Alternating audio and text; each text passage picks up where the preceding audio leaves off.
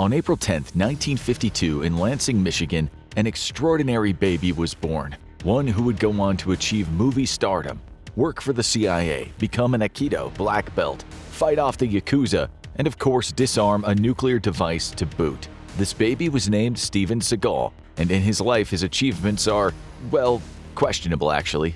For a brief period in the 80s and 90s, this fighter took Hollywood and the world by storm, but some things about him weren't adding up.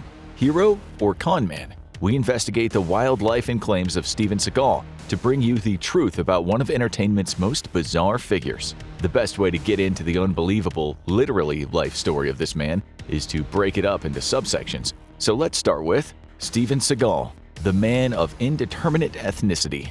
After being born in Michigan, Seagal moved to California when he was 5 years old with his mother and father. His mother, a medical technician by the name of Patricia Ann Fisher, was of Irish descent, and his father, a math teacher named Samuel Steven Seagal, was of Russian and Jewish descent. For most people, all this would just be introductory background information, but for the great man known as Seagal, these are already disputed facts. For example, his father may have been of Russian-Jewish descent, but he was born in Rhode Island. So Seagal is at least 2 generations removed from Russian immigrants. It was a little shocking then to see Seagal in multiple interviews deciding to speak in a Russian-ish accent. Though that might be puzzling, much like Madonna deciding she was English for a while, Seagal wasn't content with only appropriating Russian speech. See, he also claimed at some point that his mother was American Indian. At another point, he was quoted as saying, "I don't know what color I am, but I know one thing. I was the only one that wasn't black that I knew that played exactly like them because I was raised with them." It should have been noted that while saying this, he decided to adopt a pretty cringy imitation of an AAVE accent. Seagal's relationship with Russia in particular is quite interesting, but we'll get to that later. Because first we have to talk about Steven Seagal, martial arts master and fighter. Growing up in California, Seagal began studying the martial art of Aikido, which he fell in love with and excelled at. In 1971, he decided to move to Japan in order to further perfect his craft. Some cynical naysayers say he might have done so to avoid the draft for the Vietnam War, though we're certain a self-proclaimed badass like Seagal had nothing to fear from a military conflict. Then in 1974, he returned to the US, coincidentally the year after the Vietnam War had ended. Once there, he met Miyako Fujitani, the daughter of an Aikido master, who he would follow back to Japan later that same year and eventually marry. She would also eventually become wife number 1 of many. While in Japan, Seagal claimed to study under the founder of Aikido himself, Morihei Ueshiba. One small issue with this claim is that Ueshiba died in 1969, while Seagal himself didn't step foot in Japan until 1971, so we can only assume that the ghost of the great Aikido master himself came back to train Hollywood's future star. During this time in Japan, Seagal also started hinting that he had single-handedly fought off the Yakuza, one of the most intimidating organized crime groups in the world. His wife at the time, who is surely mistaken in her recollection, could not corroborate this version of events, but did remember her husband chasing away 2 drunk strangers who were bothering them at some point. Perhaps they were undercover Yakuza. Undercutting his claims of fighting off the Japanese mob is also the fact that the martial art that Steven had mastered, Aikido, has come under fire in recent years for not being very applicable or helpful in self-defense situations in the real world. It focuses on using your opponent's momentum against them, but usually works best in dojo or choreographed situations with a single opponent coming straight at you. Further undercutting his claims is the fact that in 1993, when his wife Miyako was interviewed by Spy magazine, she stated, "The only reason Steven was awarded the black belt was because the judge, who was famous for his laziness, fell asleep during Steven's presentation. The judge just gave him the black belt." Speaking of his poor wife, you might remember we said she was the first of many, so we need to talk about Steven Seagal, certified ladies' man.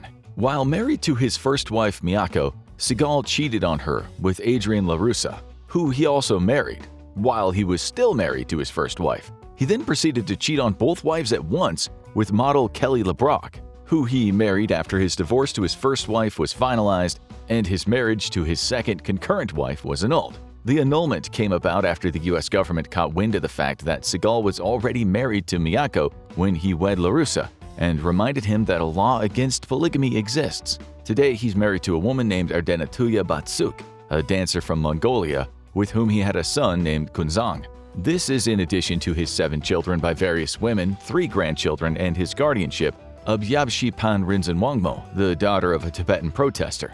Steven Seagal, movie star. Here's one piece of information that we can factually confirm. Steven Seagal, despite all odds, was at some point a bona fide movie and action star. In 1987, he was hired to play his first part in the action movie Above the Law, opposite Henry Silva, Sharon Stone, and Pam Grier. The movie, made for a relatively low budget, grossed almost $19 million. Of course, the reason he was hired is a classic example of the entertainment industry's who-you-know values. Seagal was lucky enough to have Michael Ovitz as a pupil, who also happened to be one of the biggest talent agents of the time and the co-founder of the Creative Artists Agency, or CAA, which remains perhaps the most significant talent agency in the world today. His acting skills, as any viewers of Seagal films can attest to, were definitely not what got him through the door. Regardless, Hollywood never passes up an opportunity to squeeze all the money they can out of someone, so he was subsequently cast in a string of action hero roles that focused on his Aikido skills. His next movies included Hard to Kill, Marked for Death, and Out for Justice, all of which made good money at the box office and kept Seagal in demand. This would lead to Seagal's biggest movie yet, the 1992 hit Under Siege with Tommy Lee Jones and Gary Busey, which garnered great critical reviews in addition to box office profits. Under Siege would be the pinnacle of Seagal's career, followed by perhaps one of the most rapid free-fall-like declines any star has ever seen. You see, certain aspects of Seagal's performances and persona started to wear on the industry and the general public. His insistence on a mysterious all-black wardrobe and a classic ponytail, the way his acting never seemed to improve or really even reach passable levels, all the times he actually hit the stuntmen he worked with, which unsurprisingly led to a lot of stuntmen not liking him. His reputation for being a giant pain in the ass on set. One turning point came when in 1991, Seagal appeared as a guest host on Saturday Night Live. The action star's complete inability to laugh at himself, propensity to degrade the rest of the cast and writer's room, as well as his desire to make the entire show focus on the epicness that is Steven Seagal,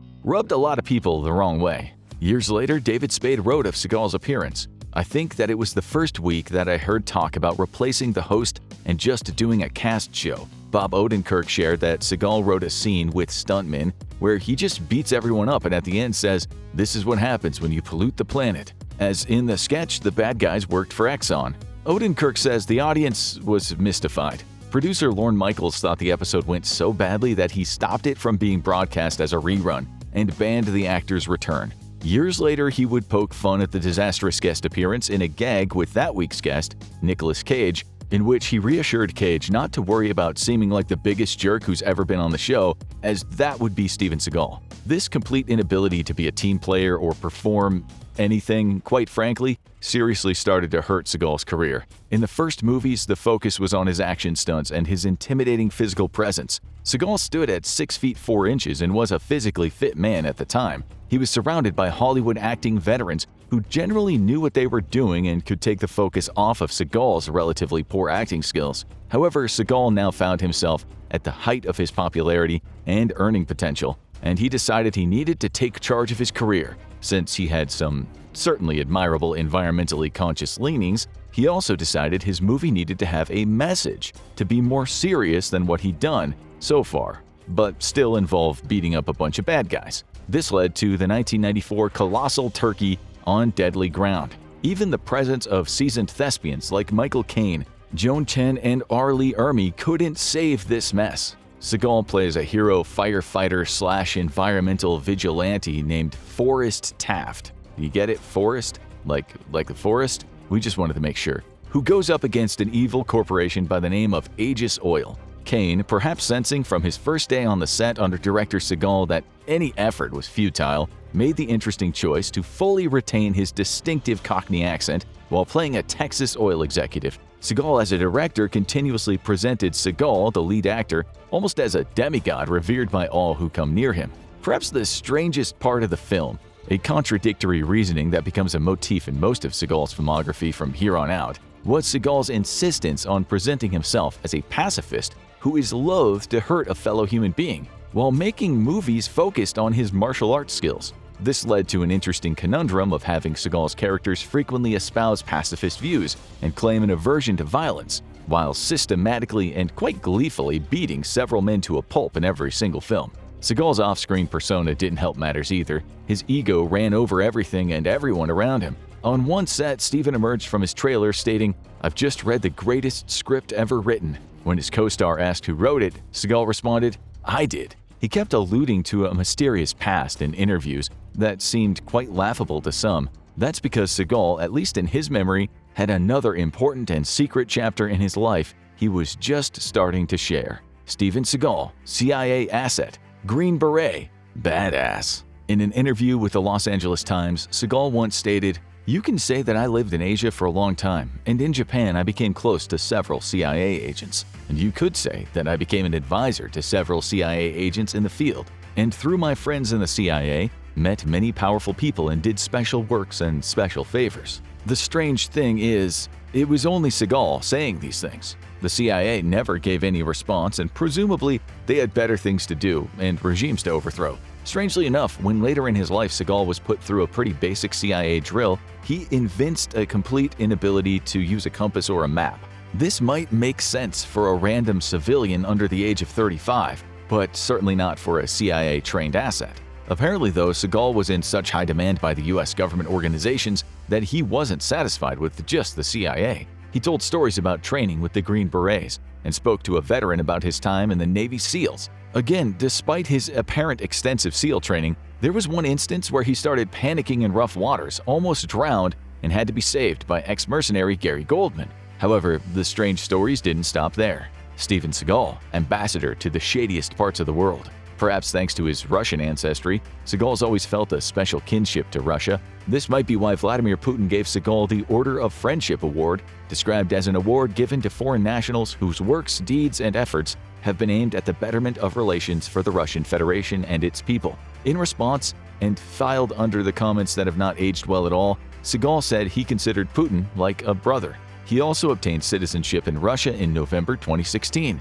In addition to his US and Serbian citizenships held. Perhaps that's because he supported the Russian annexation of Crimea, a stance that got him permanently banned from Ukraine. Or perhaps it's because he advertised and lobbied for a Russian firearm company called Ursus. More likely, at least according to Putin and spokesman Dmitry Peskov, it was after Seagal requested it with enough insistence and continued to request that we grant him citizenship. The good news is that Seagal returned the favor by acting as Putin's personal bodyguard when the Russian leader was mobbed by a group of school children. Yes, this happened. But Serbia? Why Serbia, you may be asking? If indeed your brain hasn't been overwhelmed by the greatness of Seagal's life so far. Well, we can't entirely be sure, but it seems that the Serbian Prime Minister hired Seagal to train his soldiers on how to be more Seagalian. Your guess as to what that means is as good as ours. At some point, Seagal also gave the Venezuelan president Nicolas Maduro a katana from his very large sword collection, and the president called him his brother, which we guess would make Maduro and Putin half-brothers. If you're wondering why Seagal is giving Maduro gifts in the first place, it's because he was a special envoy from Russia to Venezuela. We're sure you have absolutely no questions about that, and frankly, even if you did, we've found no answers, so let's just move along. Perhaps the most fascinating life achievement claimed by Seagal is being the first private citizen to disarm a nuclear device, stating that he dismantled a high-risk Russian nuclear missile. In order to be able to do this, he donated $100,000 to either a Japanese city or to the Global Nuclear Disarmament Fund, depending on which version of the story you read. So the local mayor would let this complete stranger disarm a nuclear weapon. No word on how exactly this was done, but we can only assume he Aikido'd it into submission. While Seagal's general affinity for authoritarians around the world is interesting, it's far from the most interesting thing about him. Steven Seagal, a man of contradictions. The Aikido master and action star has at some point claimed to be a Buddhist, but not just any Buddhist convert, that's for more mortal people. According to a monk from Palayu Monastery, Seagal is the reincarnation of a 17th century treasure revealer who found an ancient hidden text and who himself is the reincarnation of one of the major disciples of Padmasambhava, making Seagal a double reincarnation. Some say he paid the monk to say this. Some are just staring at this video with their mouths agape, unable to process anything anymore. Additionally, the outspoken pacifist, environmental activist, and animal rights activist is also an antiques expert. He has in fact declared himself the world's foremost expert on antique swords, claiming that major auction houses call him to authenticate any samurai swords they come across. If someone from Christie's or Sotheby's could confirm or deny this, our contact information's in the caption. Steven Seagal, lawman. Thanks to his extensive background in law enforcement and military training, at least according to him, in the 1980s, Seagal was given the ceremonial rank of Reserve Deputy Chief by Jefferson Parish Sheriff's Office in Louisiana. Seagal was also sworn in as Deputy Sheriff of Hudspeth County, Texas in 2011. Around that same time, he was also being extorted by the mob. See, Seagal had backed out of 4 successive movie deals, and producers, they generally don't like that. And producers associated with the mob really don't like that. His longtime producer thought Seagal should pay up and decided to call his friends in the Gambino crime family to convince Seagal to do so. Strangely enough, despite his history of single-handedly taking down the Yakuza, Seagal thought it might be a good idea to get the police involved this time. However, perhaps wondering what to do now that he had conquered Hollywood, the world of martial arts, disarmed nukes, and taken down crime families, he decided to sorta continue his stint as a police officer. As is the case with most narcissists who have a tenuous hold on reality, Seagal ended up on reality TV. From 2009 to 2014, he starred in a show called Steven Seagal, Lawman on A&E, which actually had a hit season opener, premiering to 3.6 million viewers. In this show, Seagal ran around Louisiana cracking down on crime. Of course, he had to do it with actual police officers next to him because, in a surprising turn of events, it turns out ceremonial cops can't actually arrest people. The show was briefly suspended in 2010 when someone brought a lawsuit against Seagal for sex trafficking, but quickly resumed. Since then, he has undertaken plenty of other ventures as well. He sings and tours with a band called Thunderbox, has sold aftershave and homeopathic oil, gotten involved in crypto by promoting Bitcoin 2Gen. Shockingly for anything crypto, it was quickly revealed to be a scam. Today, the 71-year-old Seagal spends his time living in his 2 homes in Los Angeles and Louisiana with his wife, and seems to, strangely enough, be maintaining a relatively low profile. But the man, the myth, in every sense of the word, and the legend will live on. Now check out Weird Celebrity Conspiracy Theories Too Crazy to Believe, or watch this video instead.